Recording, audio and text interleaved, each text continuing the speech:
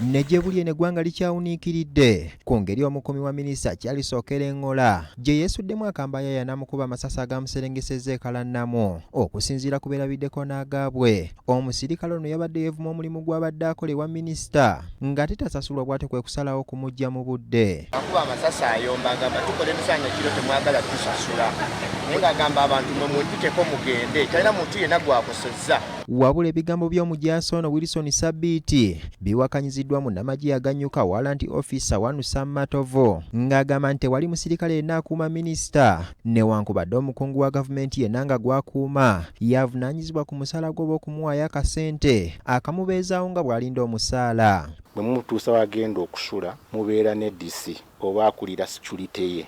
Oyo ADC yabeera n'obuvunaanyizibwa nti minisita wano nga bwe mulesse wano nyina omulekera abasirikale nga babiri oba omu then bali bwe bamala okulya bakomewo bakyuse bano ne bano bagende balye naye muba musasuddwa si minisita yabasasula musasula ministry mubeera muli ebe basasudde bulungi buli omu ngemwadde ssente ze z'okulya n'okusula. Matovu yaweerezaako mu minisitule emu ng'omukuumi okumala ebbanga lya myaka 18 ne mu UPDF emyaka egisoba mu 20 agamba olw'okuba nti yakuuma abakulu kyokka ng'amanyi gy'ateekeddwa okujja omusaala gwe talina buzibu bwonna bwe yasanga ku mulimu. Matovu atubulidde ku mitendera egiyitibwamu singa omusirikale abeera atabuse ne gwakuuma n'avaayo nga mumativu. Oyina mukamaawo kuba bo babadde ne DC lwayite DC gwe bakubye essasi oba okugule kato yamala ebizibu bye byonna.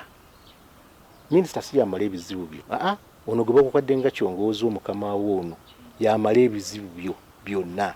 Tolina na budde bwa kugenda kwogera na mukamaawo minisita oyogera naye ki bakuwa kukuulira yono bw'oba onayo kizibu mukazi mulwadde mwana ali bw'ati mukamaawo. Matovu agamba kyandibadde kyabuvunaanyizibwa nnyo omukuumi ne gwakuuma obutateekawo oluwonko wakati waabwe oluyinza okuvaako embeteza.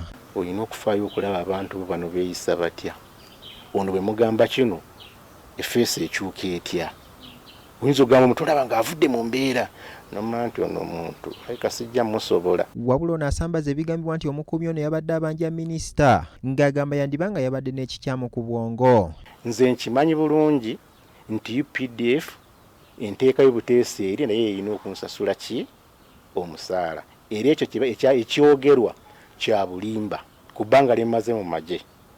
Ekyo ekyogerwa nti minisita yabadde alina okusasula oyo omusirikale omusaala ga minisita tubanja no ekyo kiyenga omuntu omu so si minisita era minisita aba bamutidde bwerere. Yeekokodde abasirikale b'omulembe guno abayitiriza okwagala ennyo ssente nti boolekedde okuzaalira eggwanga ebitukula makaayi byazaalira ku nsiko.